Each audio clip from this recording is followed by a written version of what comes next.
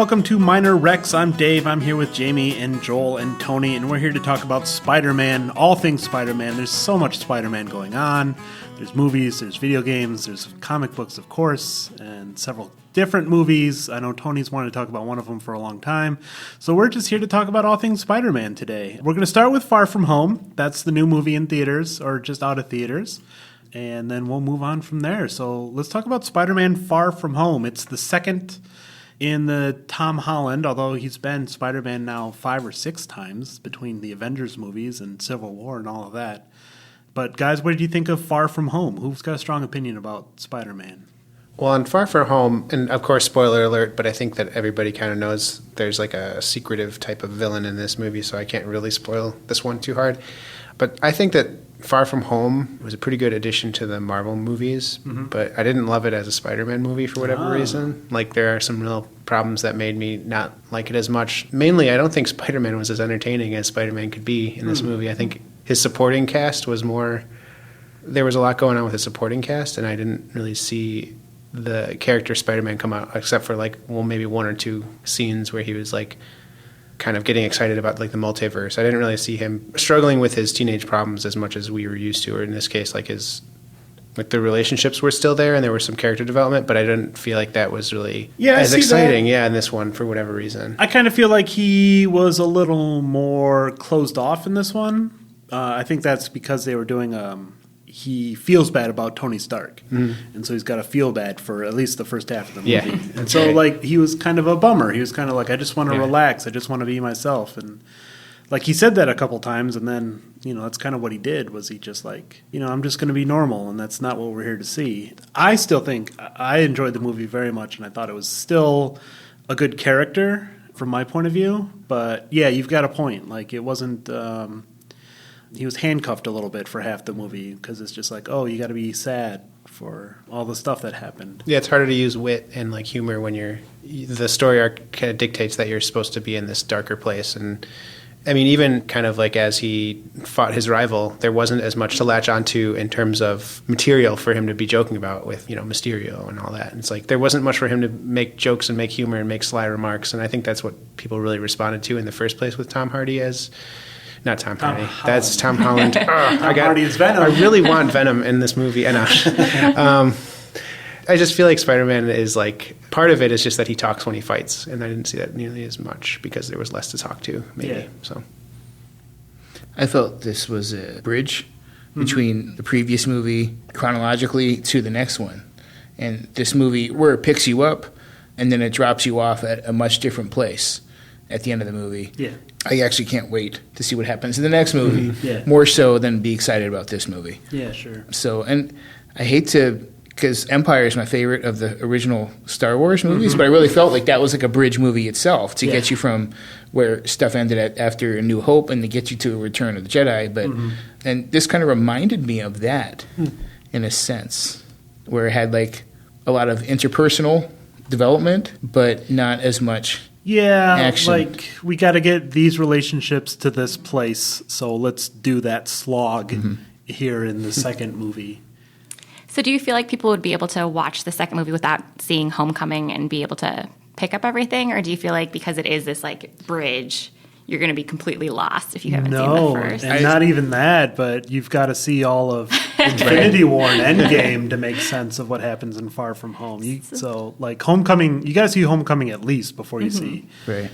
But it's a good idea to also watch all of the other Marvel movies that have ever been made before you watch Far From Home. See, I feel like that's my increasing problem with the Marvel Cinematic Universe is now I can't see as many movies and then missing out on 2 or 3. When I was watching Endgame, I've seen, you know, all of the Avengers, but I think I missed one of the Thor ones and I missed one of the Captain America ones. And through the whole time, my husband was like, stop asking these questions. But so many little pieces were missing. And so it's getting harder to keep up if you can't keep up with everything. I feel like I'm going to miss out. I saw the Miles Morales Spider-Man that came out, the Into the Spider-Verse. Into the Spider-Verse, and I really liked that one. But I also felt like I'm missing a lot of things that were probably put in there for, you know, huge Spider-Man fans, and I'm not getting the full picture. I liked Into the Spider-Verse very much. I thought it hit everything. Like, the animation was not only good but weird. So it was different and it was special in that way. I thought the voice actors all did a good job because the idea is there's Spider-Man characters from different worlds here in our world. So there's this kind of Spider-Man and that kind of Spider-Man and this kind of different. So all the different characters all had to be unique, and I think they pulled that off very well, not only with the animated design, but with voicing. And just, there were some great twists and some good jokes and, Great music.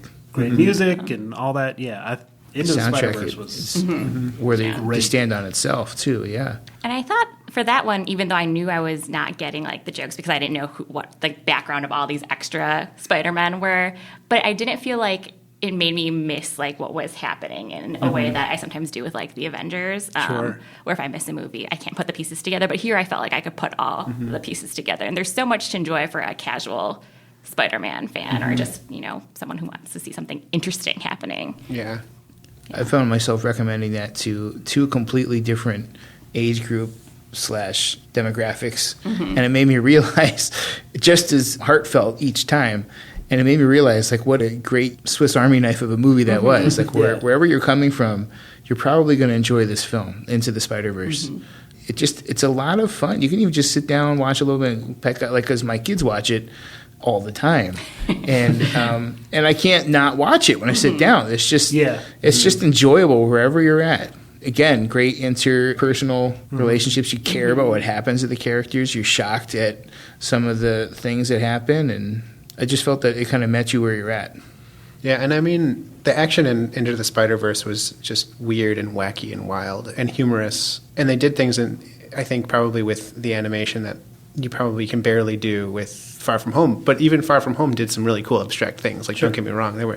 I just feel like there were fewer very, very neat, that was cool moments in Far From Home. Whereas, like, there were a lot of really, that was cool moments in, like, the Spider-Verse. And I think, like, it really energizes you, I think, watching a movie like that where it's like timed so perfectly with the music and just like, I don't know, has such good, like you say, the character development and like interpersonal struggles and stuff like that. So I also feel like Far From Home retreaded a lot of things because it's like, we're still establishing a new Spider-Man. We need to establish these responsibilities and these relationships and things like that. Whereas Into the Spider-Verse had a lot of new twists. Like, here's some new ideas for Kingpin and Dr. Octopus, and here's a lot of new ideas for Spider-Man in a way that addressed the Spider-Man character by having these different, Peter Parker and Miles Morales and Gwen Stacy all be a Spider-Man or a Spider-Woman and a Spider-Girl in some cases. Kind of addressed that character, that what is Spider-Man? What do all these different people have in common? That, one of them, I think the strongest thing was, we're all here we've all suffered a terrible loss and we're all here to prevent future losses, which I think is very Spider-Man. Whether it was an Uncle Ben or a Peter Parker or whomever they lost, they recognize that if I can prevent this loss for someone else, I should do that. That empathy that is at the core of Spider-Man. So, Into the Spider-Verse was great. It's here at the library if you want to place a hold or check it out. I very much recommend that. In addition to the Spider-Man graphic novels and the Spider-Man video games and the Spider-Man movies that we have, I've had a lot of fun with Spider-Man recently. I've been rereading Superior Spider-Man, which is another deconstruction. It's a graphic novel. It is about Dr. Octopus takes over Spider-Man's brain and his body and decides, not only am I going to be Spider-Man, I'm going to be a better Spider-Man than Peter Parker ever was. I'm going to be the superior Spider-Man, as the title indicates. It addresses all of those things, all of those factors. Like, what is it about Spider-Man? Is it Uncle Ben? Is it, the idea of going on patrols? Is it Mary Jane? Is it these losses? Is it these villains? What is it that defines Spider-Man? And this book goes through that almost like bit by bit, piece by piece. Let's look at every bullet point on the list of what makes Spider-Man Spider-Man and ask why. I read it when it was new, and I reread it again for this podcast because I like it so much. And so Spider-Man, what is it about Spider-Man that we like? What is it about each of us here or people at home that really resonates? And for me, it's a lot about his personal responsibility. I have to do this.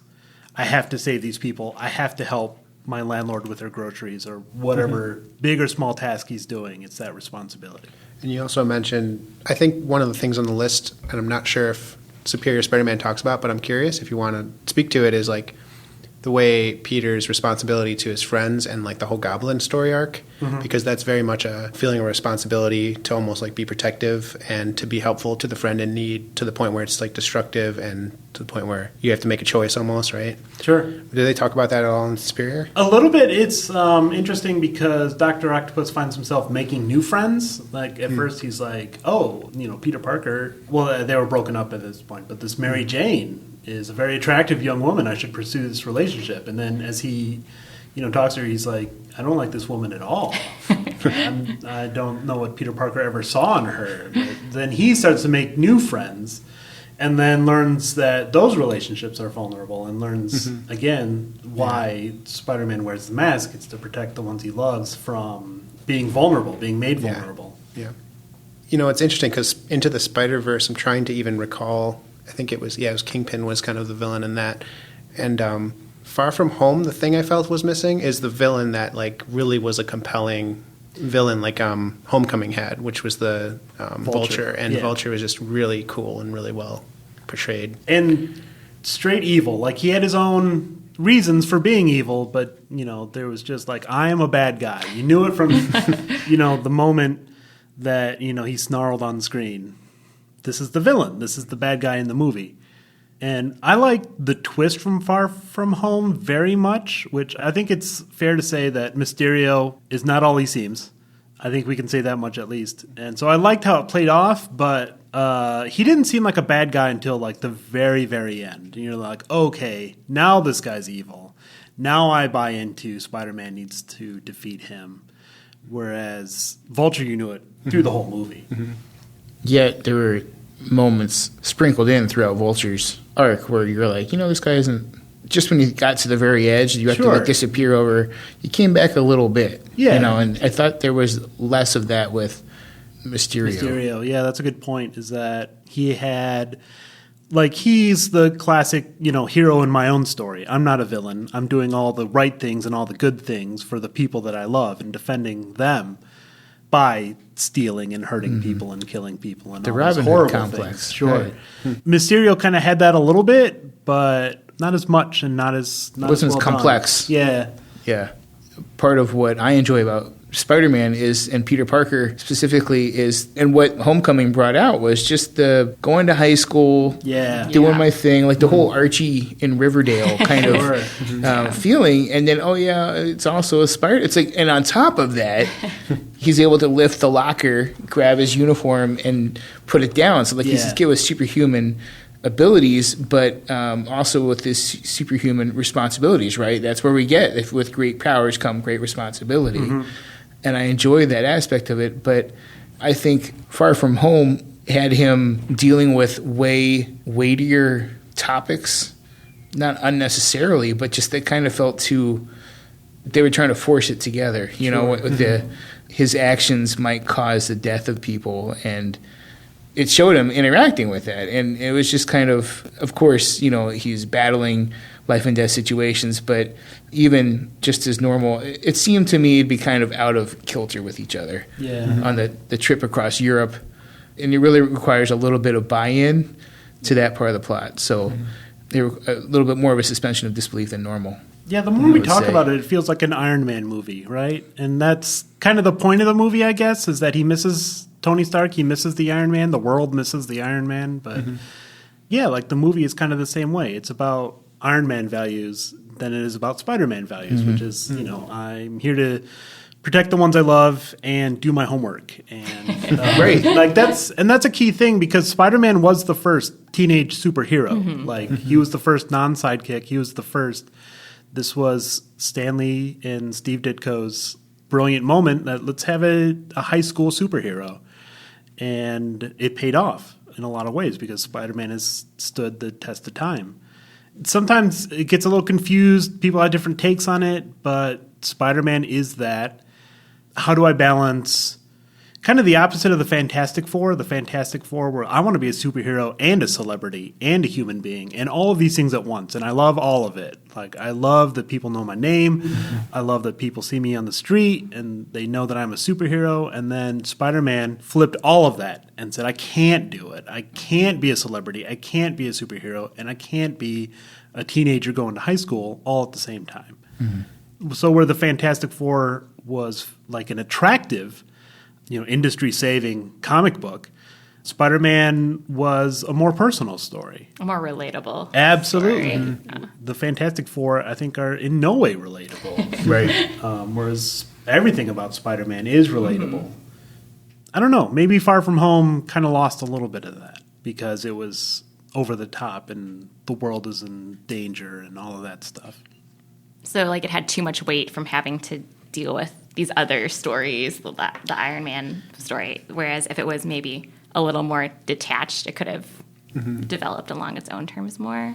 Yeah, there was an artifact, for example, some plot spoilers, but there's like a thing that he gets as a gift from Tony Stark, and it's just like he just gets a lot of like basically a very powerful weapon that it in a lot of ways it's the call to action, it's the call to be the defender of the people, but he shirks it, and that's what ends up spiraling everything out into a bad place, and he has to stick around for the cleanup. And I think like that having like the technology be some kind of external piece of Spider-Man is also kind of weird because he's the inventor of his technology. That always bothered me about the Iron Man Spider-Man crossover that we've had since the start of Marvel. Is usually Spider-Man makes his tech.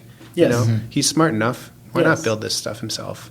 His dad came up with the web fluid formula, and then he figured out, if I put this in, wrist-mounted mechanisms, I can swing from buildings. And so he invented those machines that he wore on his wrist to swing and capture bad guys and all that good stuff. Like, that was his idea. Yep. Right?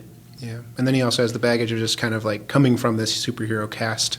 He's used to going to like hidden basements and talking about getting in those group huddles where they save the world. And it's like, that's no big new thing for him. Yeah. So it seemed kind of not relatable. Like, kind of goes back to that. So.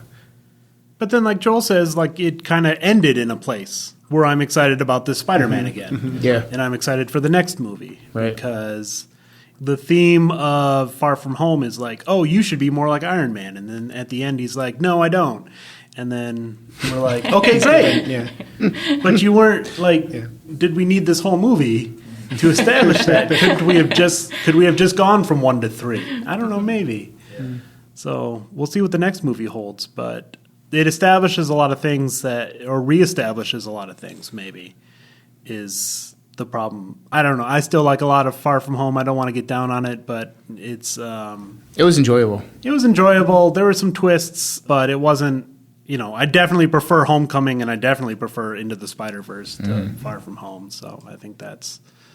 Not having seen any of the Tom Holland, which is the post-Marvel Cinematic Universe, how did that iteration compare to the Tobey Maguire and Andrew Garfield, like pre-MCU, like more standalone films? I like Tom Holland a lot. I didn't like Tobey Maguire, but not his fault. I kind of don't like Sam Raimi's take on that Spider-Man because he was too much into I'm a quiet, fearful nerd, which Spider-Man never, ever was. Like, if you read the old books, like, Flash will come and make fun of Spider-Man and, try to bully him, but Peter Parker will send it right back at Flash and hurl insults right back, and then they're both in detention. Like, that was Spider-Man. I'm not going to take it from you, and, oh, whoops, I'm in trouble again kind of deal, as opposed to, like, he's more vulnerable, but he wasn't, like... He fought that vulnerability all the time with the jokes and with hurling back insults if he had to. Right.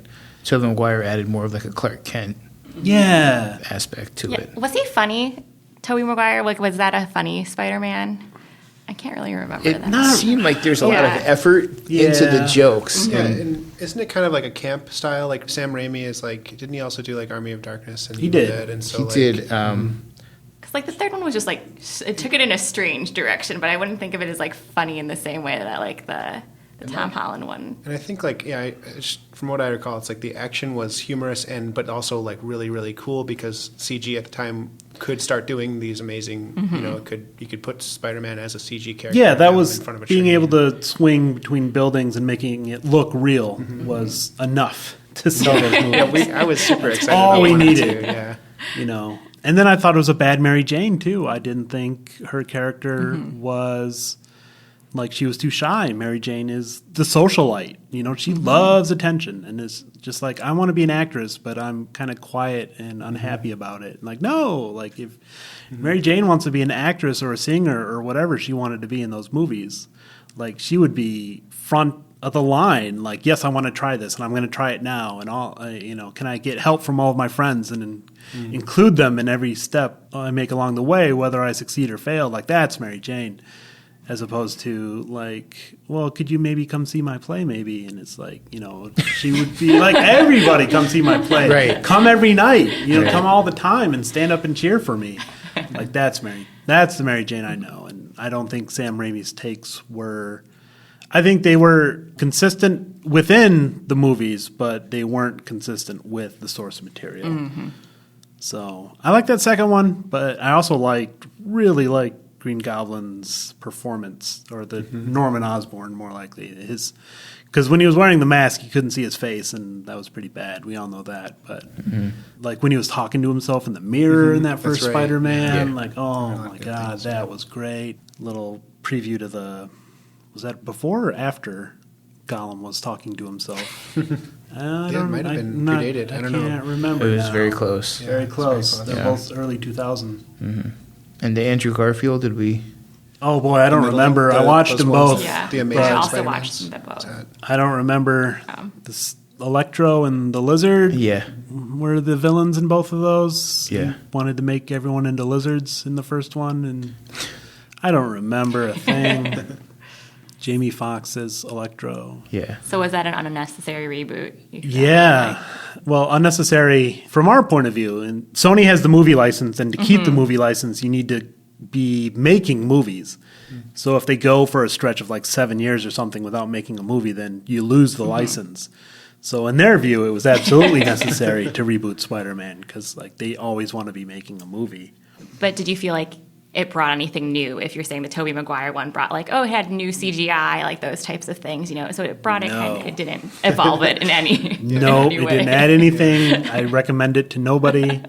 Those movies, I don't remember those movies. Although there was Gwen Stacy was the interest in those Yeah. movies as opposed to Mary Jane, which I thought was an interesting twist. Yeah, and I feel, that. that is interesting how it could take place in the same. It's also a high school story, right? Yeah. Yeah. And I just recall the first one being infinitely better than the second one of those Amazing Yeah. Spider-Mans, but I can't exactly tell you why. Right. So it's like, But the end of the first one was memorable to me, but I remember Lizard standing on a tower. I Yeah. don't remember why. I think I like Spider-Man also because of the villains. Yeah. I think are much cooler than a lot of other heroes as That's villains. another the Batman, the Rogues Gallery Right. argument. And I would like to take this opportunity to, if anyone who makes movies about Spider-Man is listening, Craven, please. Oh yeah, Please, Craven. Let's just write him into something Sure. here. Who is I know a Craven? couple of people in your camp. Yeah. Yeah. Craven is just this crazy, cool, and creepy villain who he's dressed in lion skins and he just always has a mustache. It's almost like I always think of, remember the Punch-Out game from Nintendo? Like a character from there. He's just got this mustache and he's very stereotypical. mustache. He's just always like not irritated, but just kind of affected me like a minor chord. You're reading, you just kind of feel like a little more impacted from this villain than others. So yeah, the lizard, the Sandman, the Vulture. Like I could Rhino just give me was in one of those, wasn't he? give me more. Paul Giamatti was Rhino, wasn't he? Yeah. There's Oh also my the Shocker, Yeah. the guy with Goodness. the face and the crazy hands that shock things. Shockers. That'd be one cool of to those. see. Shocker was great as a cameo in Homecoming. I thought we're just like, yeah, this guy, whatever. He's no big deal. He's just a Shocker, which is also the video game. Was just like, oh, that old Shocker's back. Go beat him up and send him back to prison. Comic relief. Yeah. But to me, like a superhero has many good aspects, but one of the major categories is how good are their villains. And the better the villains, the more enjoyable of a read, I think, the book is.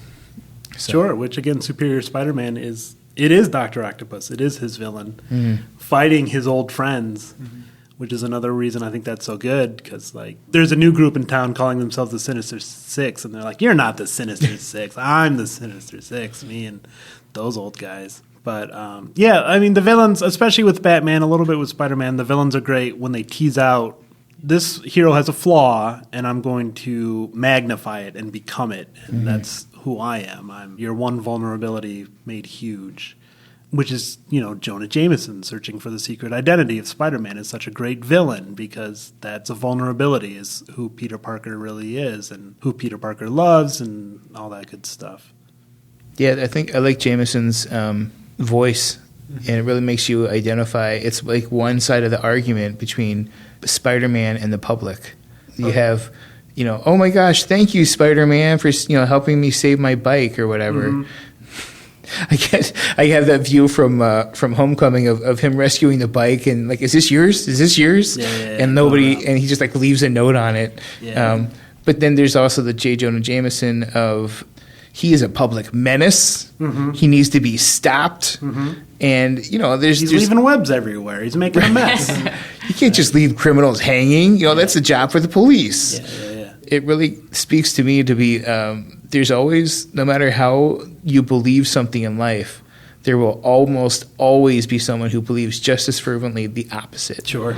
And I'm reminded of that with Jameson, with Spider-Man, because who doesn't love Spider-Man? Well, evidently, he's the voice for that cabal, for that group that doesn't like Spider-Man. Like, one of the great things about Jonah Jameson is how distinctive his voice is, and how it seems to carry, like, it hasn't changed since like the 90s TV show, or you hear it, of course, and you hear it Far From Home, but you hear it in the video game as well. Yeah. And he's kind of like heckling you as you're playing the game, trying to save lives. He's and trying so to fight good. crime. He runs his own podcast in the video game that you tap into. And it's weird. We're like saying his voice is distinctive, but it must have been 3 or 4 different actors that we're describing in the video game, and in the Tobey Maguire movies, and then in the old cartoon.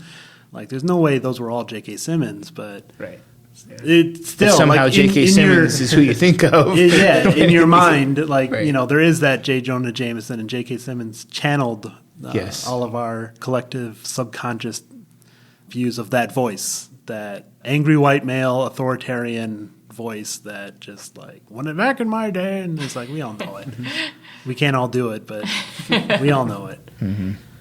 So, yeah, Jameson... almost left him out in this podcast. We can't do that. One of the best parts of Spider-Man is the J. Jonah Jameson, the adult. He's the father that Spider-Man Get a haircut. never had and doesn't need. Right. The voice of doubt. Right. The voice Yeah. of doubt. It's internal, but it's also public. It's very Spider-Man's own doubt. Like, maybe I should give up. Yeah. The voice Just of in him all the time. implied approval. Not that he's trying to get his approval, but just like that that's out there. Like, who do I answer to? Yeah, that's great. And that's the thing that no one else has. Like, Batman never gives up, but Spider-Man's always thinking about it. Like, not only because am I doing more harm than good, he knows he's not, but like, he wants to be himself sometimes. He wants to go on a date and not have to leave the second an ambulance flies by, right? Like, he wants to help those people, but he wants to be himself. Or to even feel compelled to leave. Yeah, and then having Jameson shout you down all the time is a constant reminder that his relationship with himself is maybe unhealthy. Being Spider-Man is maybe not good for him. And he's always doubting that. It's a good shout, as they say, from a man who shouts always and all the time at Spider-Man to turn himself into the police. The video game The video game is great. is fantastic. If you love PlayStation 4 adventure action video games, you swing around and fight bad guys and do what you want, and there's a story, but maybe I don't feel like doing the story right now. Maybe I want to go do this other thing. Or maybe I just want to swing around New York for a little while. Right, it's a great combination of a sandbox and story-driven. Yeah. And if you don't feel like doing the story or doing like exploring, you can go look for the towers or Go find take all pictures these. Go take pictures or find all these packs that you've left around. The controls are. I was very impressed with the fact that I was playing for 5 minutes, and I was able to do exactly what you need want to do. Yeah, You can't. There's not a steep learning curve. Yeah, to learn to be Spider-Man. Right. You come on. You just get up there and start swinging, and that's exactly what Hit you the do. button and he swings once. Yeah, right. Hit the button, he swings again. You're Right. like, I got the hang of this. It's like You make him swing left or right, and it's like the Madden '94 of Yeah. PlayStation 4 games. Yeah, you'll figure it out. Everyone figures it out in 5 minutes. Exactly. And that's good design, right? Very good when design. When it just works, when it just feels right. When the game is played how you want it to play, as opposed to you need to learn how to play this game. Mm-hmm. Like Sekiro or a Dark Souls game or something like that, where it's like, you need to come to us. This game comes to you with, we're going to make it feel right. We're going to make it play right. And it also has elements of like God of War, where you have to solve logistical puzzles or something like that in order to advance. A couple of stealth sequences, Oh, yeah. a couple of action sequences. You go between sneaking around because you're outnumbered to the shocker's going to pull down the ceiling if you don't save the day. It's Spider-Man. Everything's good about Spider-Man, except maybe Amazing Spider-Man. Those movies, not so good. But if you love Spider-Man, come to the library. We've got the video game. We've got Into the Spider-Verse is out now. Endgame is on shelves today. Maybe you can find it on a quick pick because it's probably a huge holds list. Add your name if you can, because you got to see. We have a lot of quick picks. Yeah. Yeah. The graphic novels, the good old comic books, we got those too. Check out Superior. It sounds like it's pretty good. And Superior's great. Yeah. Or we got a lot of Venom comics when the Venom movie came out. That stuff's all good too. isn't the source material for Into the Spider-Verse also? Well, I know it's on Hoopla. I don't think we There's- have it, but it is yeah. on Hoopla. Yeah, they just called it the Spider-Verse story arc. So search for Spider-Verse on Hoopla and you'll find some comics. If we have any listeners who've, maybe seen all the movies or played the video games but haven't read any comics, what would be some good entry-level comics? So entry-level Spider-Man is a little tough, but basically anything that just says Spider-Man on it will make sense to you, right? As opposed to... There's not a good, here's the one perfect Spider-Man book. That exists for Batman, that exists for Superman. If you want to say, I'm only going to read one Superman book, what is it? I'll go get All-Star Superman and I'll hand it to you and say, this is the one perfect example. Spider-Man is unfortunately not like that. You just got to jump in and read some Spider-Man books or read some Venom books or read whatever is available to you and kind of start pulling it together. Is the way I recommend it. Another benefit of that, though, is that you have your choice of art format and of drawing, too, because there's been a broad spectrum of the way that the stories have been drawn and whatever art speaks to the reader.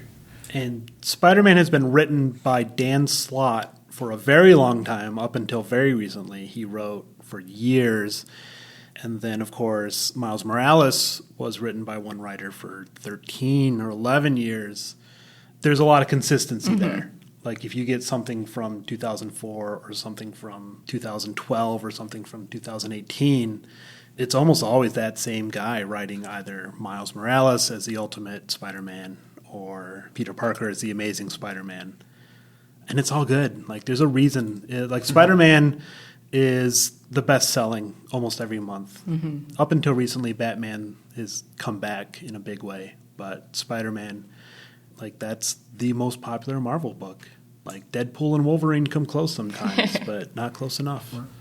And Hoopla has tons of comics, and you can read them in that viewer. You can check out 10 per month, so that's a great way to check them out, too. Hoopla is great. It's very current. It's stuff from up to, a year ago or 6 months ago, which shocks me. It's so convenient. Hoopla is so good with comics. Don't even need to come to the library. If you have a library card number, you can just log in from home, check out your 4 or 5 or 6, however many, up to 10 a month Spider-Man graphic novels or any graphic novels. They've got DC too, so.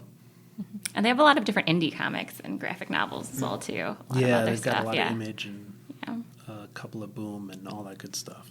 So, come check out comics, check out movies, check out virtual comics, whatever you need to do. Check out video games. However you need to get at Spider-Man. Spider-Man's been great recently and been great for a long time, and we've got it in as many formats as we can possibly get it. We've got Spider-Man books for kids on the second floor and all that good stuff. So that's it for Spider-Man. All things Spider-Man, Into the Spider-Verse, Superior Spider-Man, the Spider-Man video game, Far From Home, Endgame. Basically anything but Far From Home is at the library. Endgame is out now, and Into the Spider-Verse is out now. So if you haven't seen those yet, come pick those up, or pick up Homecoming as well, and pick up some comics while you're here. We've got them on a couple of different floors and in a couple of different formats, whether digital or physical and all that. There's a million ways to get Spider-Man. Whatever you like, we've got something for you. So that's Minor Rex. Thank you, and we'll see you next time.